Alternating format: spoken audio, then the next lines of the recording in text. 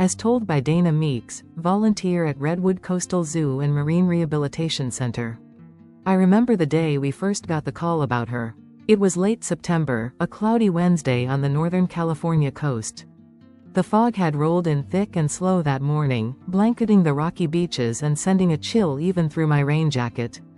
I'd been volunteering at the Redwood Coastal Zoo for almost 4 years by then, mostly in the marine mammal section. We'd taken in harbor seals tangled in fishing line, pelicans with broken wings, and even a young sea lion once that had gotten lost and wandered into a shopping center. But nothing quite prepared me for Ollie.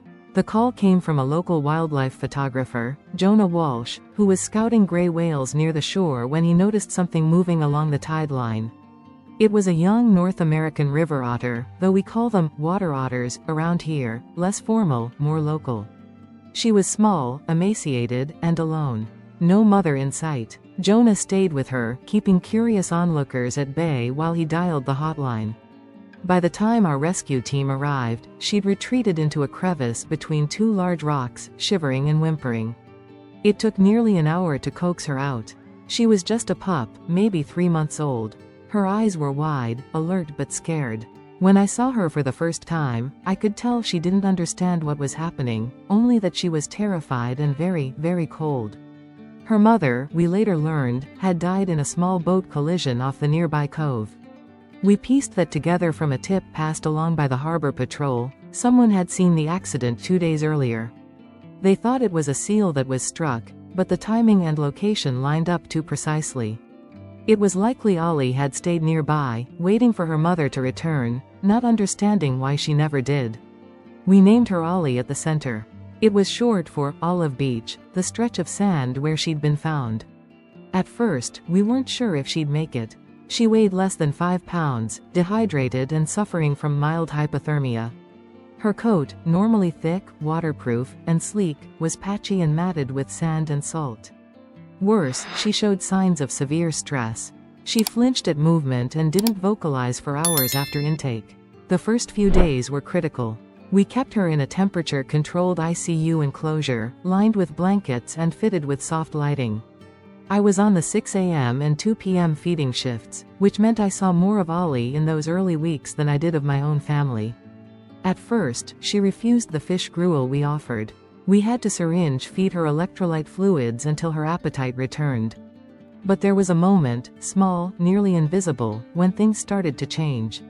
On day 6, I walked in for my morning shift and found Ollie not curled in the corner as usual, but sitting upright, watching the window of her enclosure. She followed me with her eyes as I moved.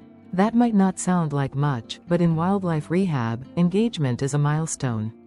It meant she wasn't shutting down anymore. She was starting to want to be part of the world again. From then on, her progress was slow but steady.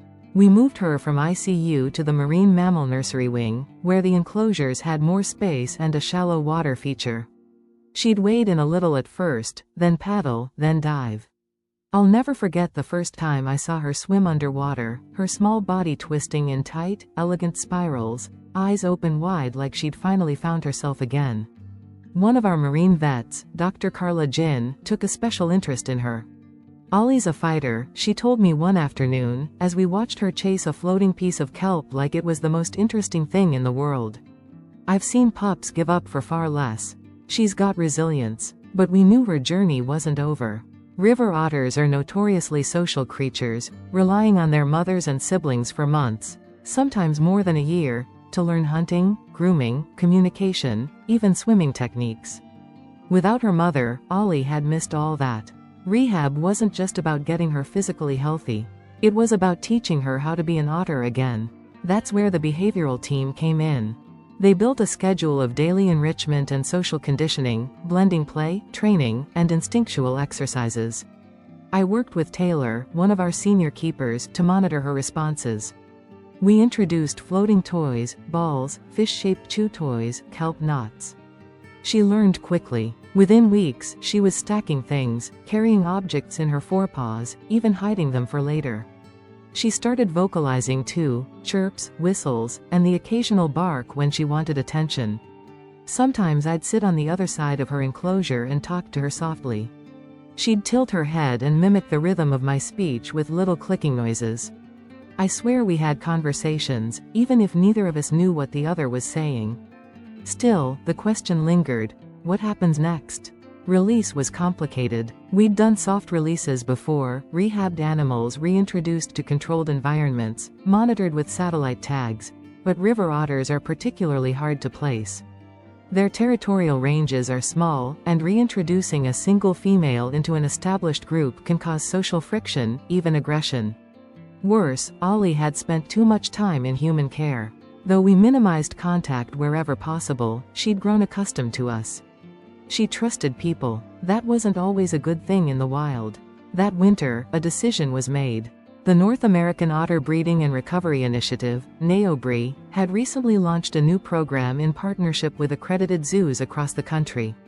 The goal was to create stable, genetically diverse breeding populations while incorporating behavioral training that simulated wild survival skills. Redwood Coastal Zoo was one of the pilot participants. They needed candidates, especially orphaned or non-releasable individuals like Ollie, who could serve as both genetic contributors and ambassadors for the species. The application process took weeks. Paperwork, medical evaluations, behavior assessments, and genetic screening. Ollie passed every step. When the approval came through, I felt a mix of pride and heartache. She'd be going to the main breeding facility at the Evergreen Wildlife Conservancy in Oregon, a state-of-the-art complex with naturalistic enclosures, extensive training grounds, and dedicated behavioral biologists. She wouldn't be alone there. There were already 3 young females and 2 males in the program, all rescues like her. Her last week at the rehab center was emotional. I found myself spending extra hours just sitting near her enclosure. She'd grown so much. Her coat was glossy now, thick and waterproof. She'd doubled her weight. Her once timid eyes were bright, curious, and unafraid. On her final day, we let her spend the morning in the outdoor pool enclosure. The sun had come out for the first time in days. She swam for over an hour, diving, flipping, splashing, making a glorious mess of it all. I watched with Taylor and Dr. Jin, all of us pretending we weren't a little teary-eyed. When it was time to crate her for transport, she didn't struggle. She walked right in, turning once to press her nose briefly against the crate's mesh, right where my hand was resting. "Goodbye, Ollie," I whispered. "You did so good." The transport team left just after noon. By nightfall, she was on her way to her new life. That was almost 7 months ago.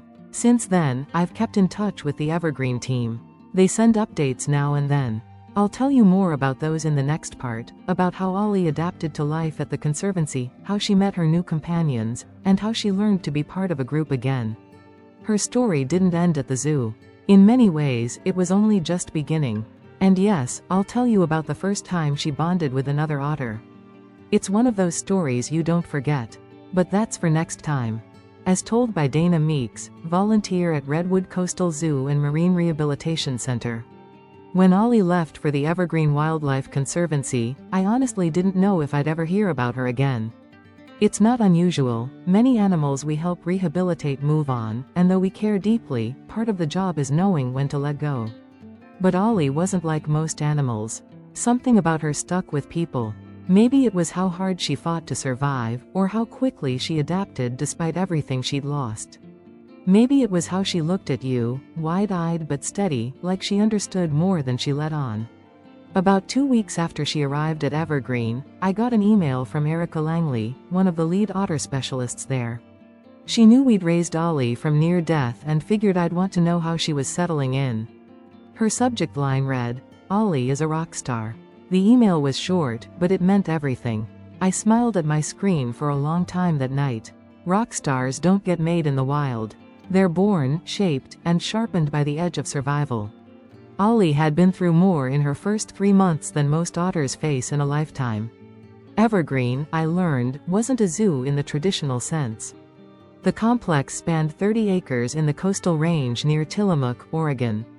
The otter facility alone covered almost 5 acres, segmented into habitats that mimicked wild terrain, mud banks, rocky shores, reed beds, cold water streams. It was built not only for display but for training, breeding, and long-term studies of social development in North American river otters. Ollie was introduced gradually to the space. She began in a transitional enclosure, part indoor, part outdoor, with limited contact with the other otters. Her days followed a strict routine: feeding, enrichment, observation, training, and rest. The behavioral team monitored her round the clock. For the first few weeks, she remained alone. Not isolated, just not yet integrated. Socialization is delicate. You can't just throw animals together and hope they get along. Especially otters. They form complex hierarchies and are highly selective about whom they trust. But Ollie was already ahead of the curve. Her early rehabilitation had included extensive behavioral stimulation, and it showed. She displayed confident body language, vocalized regularly, and responded well to target training and puzzle feeders. She was ready. Her first real interaction came with Tula. Tula was a year older, rescued from a failed roadside petting zoo that had shut down for violations. She was sharp, dominant, and not particularly patient. Her early years had made her wary. She wasn't known for making friends easily. That's why the team chose her, to test Ollie's social intelligence and resilience in a controlled setting. They started with a shared scent exchange, blankets and bedding swapped between enclosures. Then visual contact through mesh partitions. Then, one afternoon in early March, controlled physical access. I wasn't there, of course, but Erica wrote me a full page about it. According to her, the two approached each other slowly. Ollie crouched low, ears back but eyes forward. Tula circled. There were a few moments of stiff posturing, typical, expected. Then, unexpectedly, Tula gave a low chirp and nudged Ollie with her nose. Ollie responded by rolling onto her side in a relaxed posture, a classic gesture of trust. By the end of the hour, they were grooming each other. It was a breakthrough. From that day on, they were inseparable. Together, they were placed into one of the main social enclosures, along with two other females, Nyx, a quiet, graceful swimmer rescued from a polluted river in Montana, and Kiki, a rambunctious ball of energy from an abandoned construction site in Reno. The four of them formed what the staff began calling the River Sisters. They played together, foraged together, and, eventually, trained together. Training at Evergreen wasn't about tricks. It was about skills. Otters like Ollie were taught to hunt live fish in controlled pools, manipulate rocks to extract food, navigate shifting terrain, and respond to natural stimuli. The goal was to maintain and reinforce behaviors they'd need to raise future pups with minimal human interference. One of Ollie's most promising traits was her memory. She could remember patterns and tasks after just a couple of exposures. Erica shared a clip of her figuring out a feeder puzzle that had taken other otters over a week to solve. Ollie cracked it in 3 tries. But the biggest challenge came that summer when the males were introduced. The breeding program's success hinged on matching pairs not just genetically but socially. Forced pairings rarely worked. The animals had to choose each other. Enter Juno. Juno was a 2-year-old male, rescued from a lake where he'd been found orphaned and malnourished, likely due to prolonged drought conditions that disrupted the local food supply. He was strong, healthy, and one of the most behaviorally stable otters in the program. Calm, assertive, and, surprisingly, patient. The team introduced him to the female group one at a time, carefully monitoring responses. With Nyx, he was neutral. With Kiki, indifferent. With Tula, well, Tula snapped at him within 2 minutes and had to be separated. But with Ollie, something clicked. Their first interaction wasn't flashy. They circled each other, sniffed, and then sat on opposite ends of a rock for 20 minutes, watching each other silently. But by the next morning, Ollie was following him around the enclosure. By day 3, they were swimming together. Within a week, they were sleeping side by side in the den box. There was no way to confirm it then, but the team had a good feeling. They kept the pair together, moving them to the largest habitat and increasing enrichment to simulate territory building. That's when Ollie really came into her own. She started leading swimming drills during group feeding sessions. She retrieved the most fish.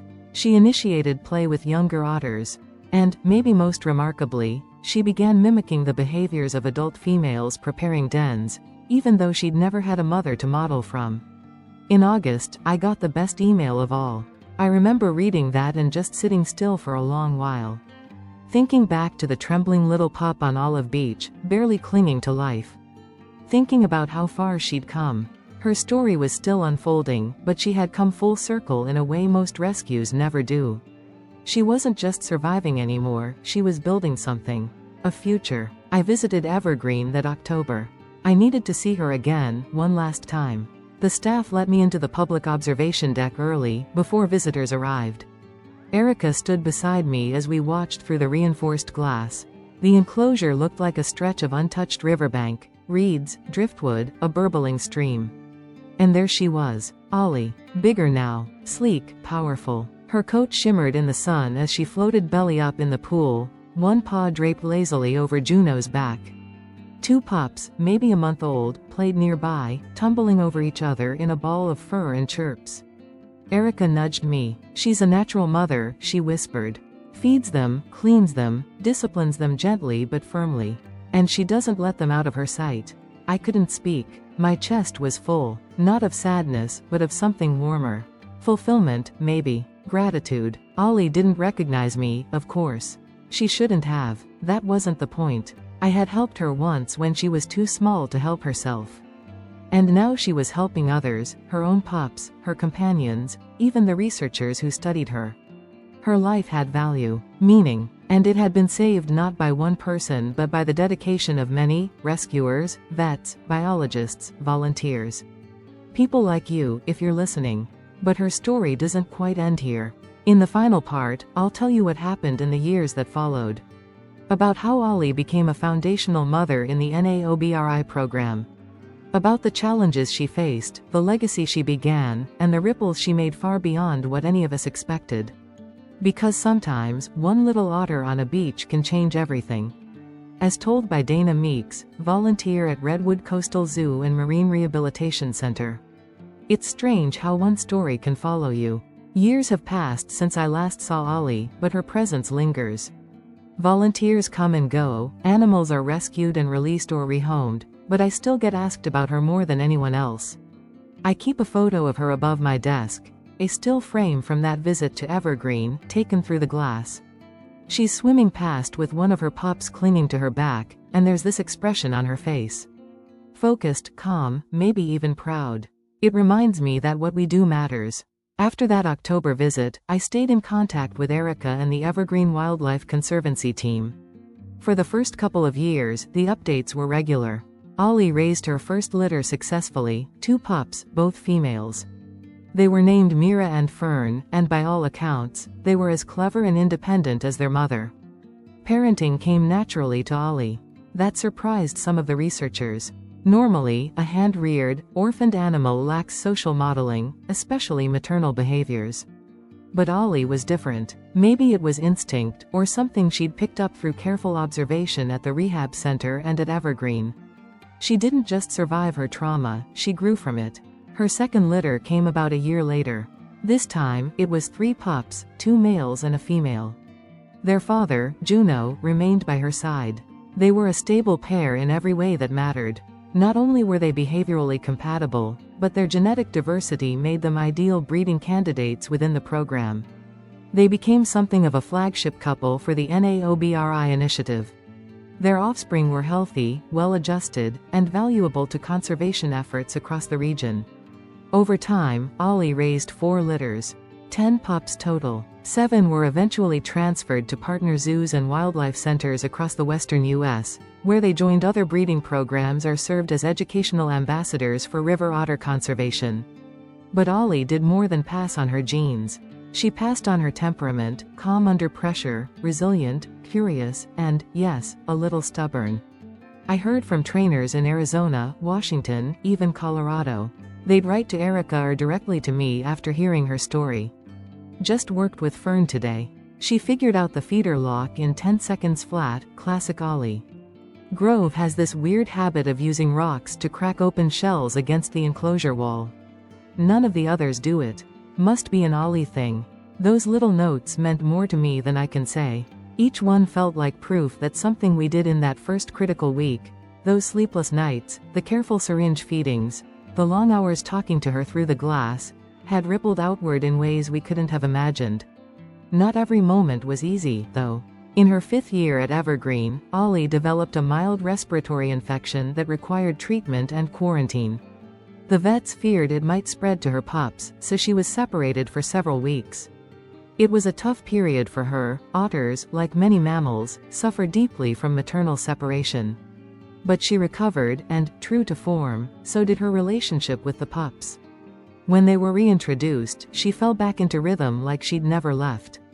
She also aged, of course. That's the part you don't always see in these stories, the slow, quiet changes. Her coat began to silver around her neck. Her appetite dropped in winter.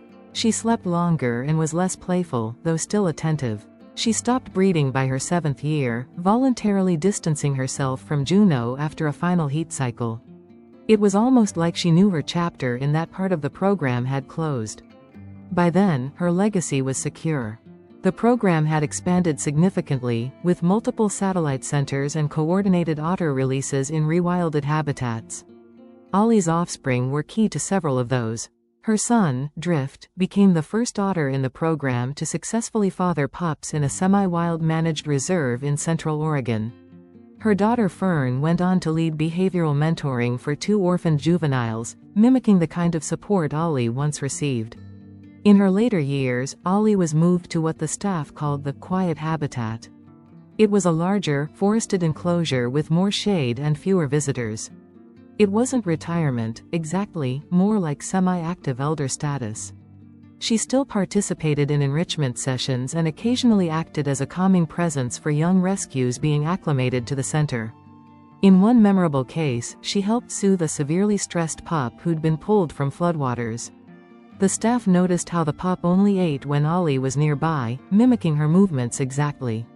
I visited once more, about a year before she passed. I'd driven up for a conference on rescue rehabilitation methods and asked to stop by Evergreen while I was in the area. Erica met me at the gate and led me back through the winding trails. There was Ollie, lying on a smooth flat rock near the stream, eyes half closed, a patch of sunlight warming her fur. She didn't rush over. She didn't need to, but she lifted her head and looked right at me. I stood quietly for a long time. She watched me the way she always had, curiously, but without fear. Like she remembered something important, even if she couldn't name it. Maybe just a feeling. Safety. Home. Ollie passed away peacefully the following spring. She was 9 years old, an advanced age for a river otter in managed care, and had shown signs of slowing for months. The final cause was renal failure, a common ailment among aging otters. She went quietly, surrounded by her longtime caretakers, in the place she'd helped shape. It's hard to talk about her without feeling emotional. Not because her story was sad, it wasn't, but because it was real. Every bit of it. Her mother really died in a boating accident. She really washed up alone. She really came back from the brink. And she really left behind a legacy, not just in bloodlines, but in every person who worked with her, every animal she helped, and every visitor who heard her story and began to care a little more about the creatures they share this world with. Sometimes people ask me what keeps me going in this line of work. What keeps us volunteering early mornings, cleaning enclosures, preparing endless fish, filing intake reports, raising funds, answering questions, showing up again and again even when the outcomes are uncertain? I tell them about Ollie. About how saving one life, one tiny, shivering otter pup on a foggy beach, can change dozens more. About how a single act of compassion can ripple outwards in ways we never fully see. And about how, sometimes, if you're very lucky, you get to be part of a story that doesn't just end well, it keeps going.